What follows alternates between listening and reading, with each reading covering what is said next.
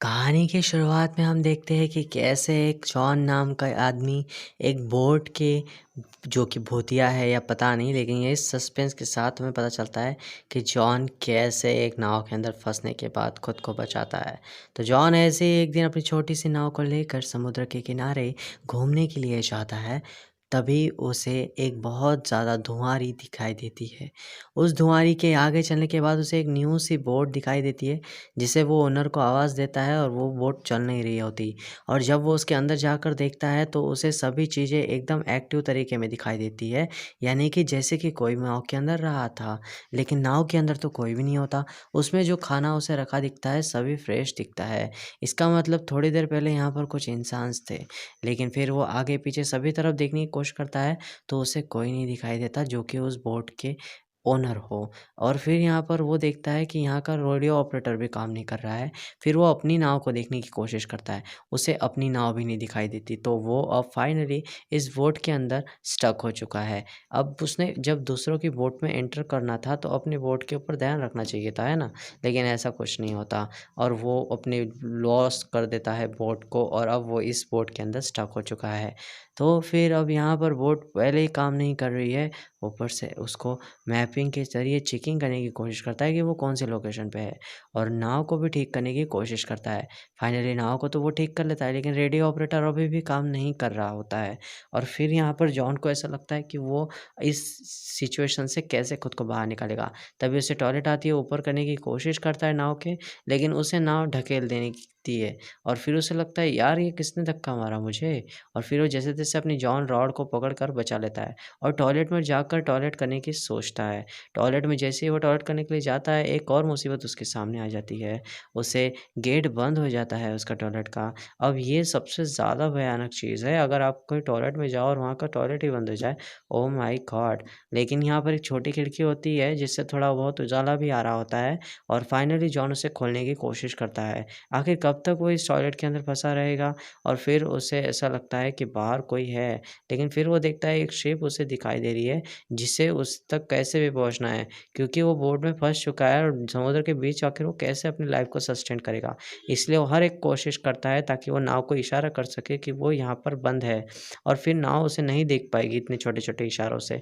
फिर फाइनली वो एक रस्सी को बाहर फेंकने की कोशिश करता है और वो रस्सी नीचे गिरकर उसी नाव के नीचे वाले चक्के में घुस जाती है और वो चक्के से रस्सी खींची चली जाती है, तभी इसका गला जो है फँस जाता है। अब इस फँसने की वज़ह से उसे इतना ज़्यादा कच्ची उसकी ख़त्म हो जाती है, उसकी जान जाने के ऊपर आ जाती है। Oh my God!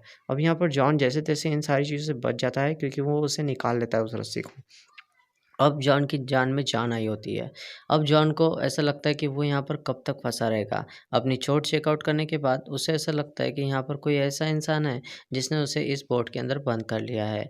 और फिर फाइनली उसे लगता है कि इसके अंदर जो इंसान है, जो आवाज़ आ रही है, वो ही मुझे बचा सकता है, क्योंकि उसे भूख और प्यास दोनों ही लगी है बेचारे को। अब जॉन यहाँ पर उससे माफ़ी माँगता है और कहता है कि मुझे इस नाव से कुछ नहीं चाहिए था, मुझे प्लीज़ छोड़ दो। अगर यहाँ पर कोई है तो मुझे प्लीज़ छोड़ दो। मैंने यहाँ पर कोई चोरी के इरादे से नहीं आया था। और फिर यहाँ पर इतना सब कुछ कहने के बाद भी फिर उसे फाइनली रियलाइज़ होता है कि यहाँ पर कोई भी नहीं है, जो उसे पकड़ कर रखा है। वो तो अकेला ही इस बोट के अंदर स्टक हो चुका है। और फिर आखिरी में रात में बहुत तूफ़ान आने की आशंका दिखाई देती है, जहाँ बहुत ज़्यादा तूफ़ान भी आता है। और फिर इस तूफ़ान के अंदर हमारा जॉन बहुत ही ज़्यादा धक्के खाता है और फिर उसके टॉयलेट में भी काफ़ी ज़्यादा पानी घुस जाता है। और फिर जॉन को ऐसा लगता है कि अब तो उसके बचने के कोई चांसेस नहीं है, लेकिन अगली सुबह उसके कंधे तक पानी वो देखता है कि सब कुछ शांत हो चुका है। फिर उसे ऐसा हिम्मत करके ठंडी में अकड़ते हुए वो फिर से दरवाज़े को खोलने की कोशिश करता है। तब उसे ऐसा पता चलता है कि अरे! दरवाज़ा तो कभी बंद किसने किया ही नहीं था, दरवाज़ा तो उसे खुला ही दिखता है। फिर दरवाज़ा खोलकर इतनी ठंडी से जो वो तड़प रहा था, तुरंत वो ऊपर आकर देखता है कि आखिर इस बोट का मसला क्या है? मैं इसमें फँस कैसे गया हूँ? अब यहाँ से जाने के लिए वो एक और छोटी नाव बनाने का फैसला करता है। अब यहाँ से वो 4-5 एयर बैग्स लेता है और जिसके ऊपर लकड़ी का एक टुकड़ा लगाकर एक छोटा-सा नाव बनाने की कोशिश करता है, ताकि वो इस बोट के झंझट से ही बच सके। और फाइनली वो इतना टैलेंटेड तो होता ही है कि एक बोट अपने आप के लिए बना ले और फिर उसे अलग रख कर इस शिप के सहारे ही जाने की कोशिश करता है और कुछ खाना वगैरह भी अपने साथ रख लेता है। लेकिन शिप चलेगी तो ना, शिप चलेगी तो ही इसकी नाव चलेगी, ऐसा तो वो लेकिन शिप चलने का नाम नहीं लेती। इसका मतलब ज़रूर कुछ ना कुछ जादू इस शिप के अंदर है।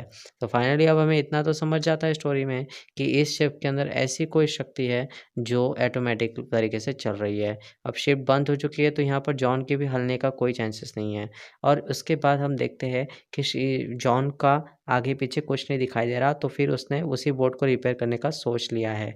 और अब उसके अंदर का जो जमा पानी था तूफान से, उसे भी वो निकालने की कोशिश करता है और वो नाव को हर एक तरीके से अच्छे करने की कोशिश करता है, यानी कि बोट को।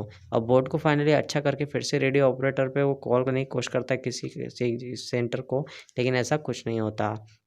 फिर जॉन पूरी हिम्मत हार चुका होता है और फाइनली अब वो अपने लोकेशन चेकआउट करने लगता है, लेकिन तभी उसे ऐसा लगता है कि कोई उसे बचा ले।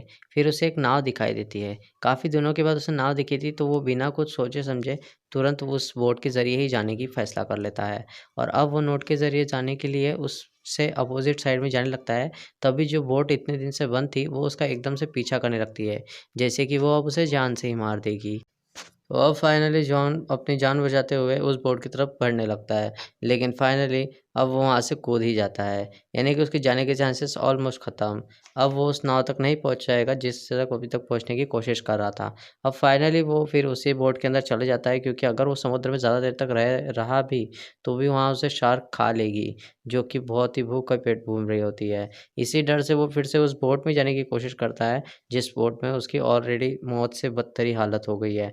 लेकिन वो बेचारा ठंडी के मारे वहीं कंबल में जाकर सो जाता है और फाइनली अगली सुबह वो देखता है कि कैसे ये नाव तेज़ी से एक तरफ बढ़ रही है और इससे वो फिर से लॉक महसूस करता है। उसे एक गेट दिखता है छोटा-सा, जिसके ज़रिए वो देखता है कि यहाँ से बाहर निकलने का एक रास्ता दिखाई दे रहा है। तभी वो उस छोटे से गेट के अंदर वो घुस जाता है। वो बोट के आगे का हिस्सा होता है और उसके अंदर जाकर वो फँस जाता है। वहाँ तो टॉयलेट से भी ज़्यादा कम जगह ही होती है और वहाँ पर तो उतने ज़्यादा तरीके से फँस जाता है, उसके निकलने के कोई चांसेस नहीं दिखाई देते। लेकिन बोट एक ऐसी जगह पर जा रही होती है तेज़ी से, जहाँ पर उसे काफ़ी चोटें पड़ जाती है चलते समय, जब नाव चल रही होती है। ऑब्वियसली अब फाइनली वो गेट खुल गया, उसके बाद वो वही जगह पर आकर रुक जाता है। फिर उसे लगता है ये नाव को कोई तो भी कंट्रोल कर रहा होगा शायद, इसलिए एक रॉड को लेकर वो उस आदमी को ढूँढने लगता है जो इस नाव को कंट्रोल कर रहा होगा। लेकिन इस नाव को वैसा कोई आदमी नहीं दिखता उसे जो इस नाव को कंट्रोल कर रहा होगा, क्योंकि वो नाव ऑटोमेटिकली खुद ही वापस फिर जाने लगती है अपने नए शिकार के लिए। और ये कहानी एक सस्पेंस के साथ यहीं पर हमें ख़त्म होती दिखाई देती है। फिर जॉन को अपनी नाव भी दिखाई देती है जहाँ से उसने स्टार्ट किया था और अब ये सब देखकर वो एक सोच में पड़ जाता है कि आखिर ये सब क्या है। और फाइनली उसे पता चल जाता है कि मैं अब फाइनली सेफ़ हूँ। Oh my! जो भी जॉन है वो अब सेफ़ होगा। इसी सस्पेंस के साथ ये कहानी आपको कैसी लगी मुझे बता सकते हो कमेंट्स में।